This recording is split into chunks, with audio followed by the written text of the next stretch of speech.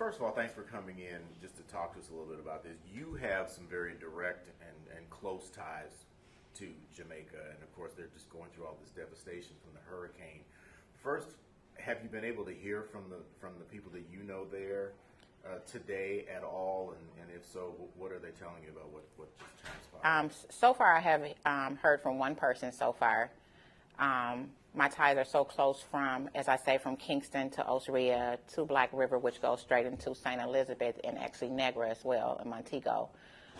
She has sent pictures over as far as what it looks like right now, all the way down to, the probation office is leveled. The hospital, the roof is gone. My Jamaican mommy, as I call her, her roof is gone right now. All the windows are gone as well, and her house is flooded. So she's been moved out somewhere else to higher grounds, which she's actually up high, which is crazy, close to the mountains. But it did just so much damage, and it's just devastation. A lot of people are lost right now. They're in desperate need of food. They're in desperate need of really just shelter because a lot of those houses were made of tin. Even when I went into my Jamaican mommy house, she has a tin roof. She did not have cemented floors. She had like floors that were like still dirt. Even though she had steps that led it up to it, that she created these own little steps through like concrete bricks to come into her house.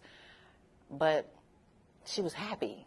They're happy people. I mean, they take care of us when we come to the islands and treat us like royal. It's a different type of feeling. So my people right now, this is Black River, and this right here is considered St. Elizabeth. This is a parish. It's really, really big. But also off to the side right here is St. Anne. So a lot of people don't know about the Lover's Leap, about two slaves that had escaped from their plantation, and they were in love. And one of the plantation owners was deciding to actually move one of the slave servants off the land because they were in love. And they ended up jumping from this waterfall right here. This is St. Anne. They jumped off of it. So this been affected as well. I saw a video of them actually, it's a little bitty bridge that kind of holds you away from where they jumped at, and the bridge is gone. So this is St. Anne, and this is actually St. Elizabeth. And so it's just so much history up in here. But I've worked in here, and I worked in Montego, and I worked in Osarea, and then Kingston, and this right here is Port Royal. This is the one that was first hit, oh my goodness, like in the 1600s, where a tsunami and a hurricane hit and took a whole city under water, and it's only one block of this city that's left. But Melissa, then, this storm, which crossed the eye, the storm was massive. Massive. The entire island was really affected. Everybody was affected. But the eye went over the western part. The southwestern part of it, but they felt it way over here. So even those in Blue Mountains, they weren't really hit as bad, but from here on back, they were feeling it. So even my people right now, I sent videos of them in Kingston, how the water was just coming down and their places were rocking, just from just the wind. But they didn't get the full impact, only right here they did, and as it rolled itself out. So even those in Montego, they felt it. Negra, they felt it. But right here is like the main portion of it. But they felt it all the way over here because I have people that call from Osarea that they had boulders and stuff that were just, that were dropping just from the mountains. So it was just a lot of pressure that were felt from the whole entire island. You got to think, like, just Kingston alone, it's 1 million people in Kingston. 1 million people in Kingston. So, and they felt it. Like, and you have Kingston, but you have Old Kingston and you have New Kingston. There's two parts to Kingston. So you have the major downtown with the major, buildings. But then you get into the city itself, and you have Marvelly, and it's very, very poor. Very poor. And so, like I said, I give a lot of my time inside there because I have a human trafficking home that I work with. And so even when they pay me to come in, I actually return the money back and just buy things for the girls who've been trafficked. You were telling me that when people go there as tourists, it's like a different world, night and day,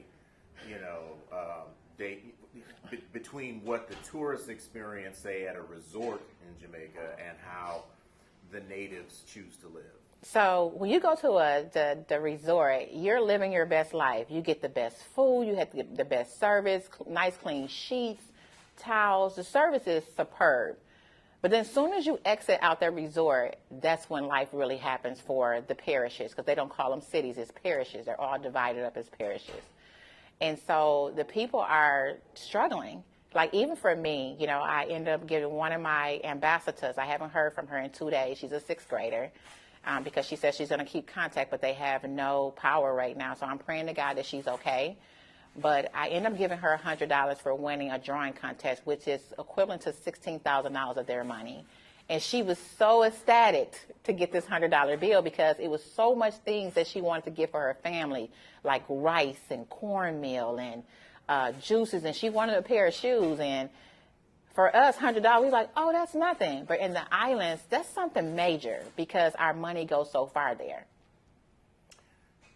You told me that you have some property there as well. So as of March 4th, I became Jamaican because of the work I've been doing there. 4 years, I'll be in the islands as of February. And so I decided to get an apartment there August of this year.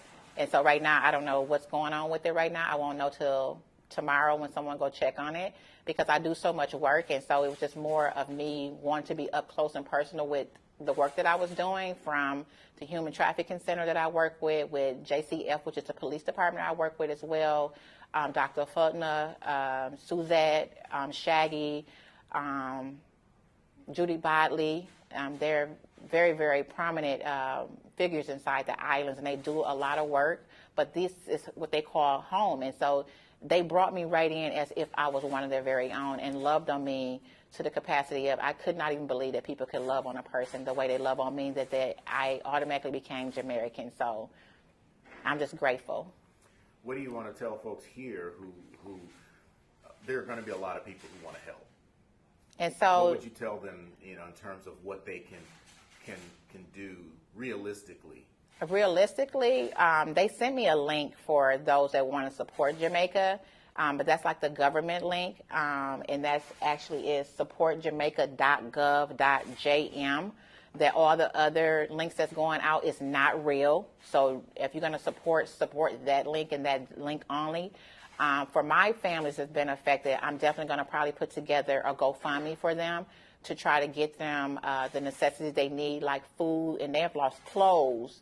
A lot of them been in their places for, oh my goodness, she said she had been in her place for over 50 years, because she's 73 years old, and she's been in that place, and she's been content with just the 10, and she was trying to build onto it, but she just never really had the money to do so. So for those that do want to donate, I will be putting a link on my page as far as a GoFundMe to try to assist her and her family. But right now, they need all the prayers that they can get. Lots and lots of prayers, because like I said, we come to Jamaica and they take care of us, and now it's time for us to help take care of them.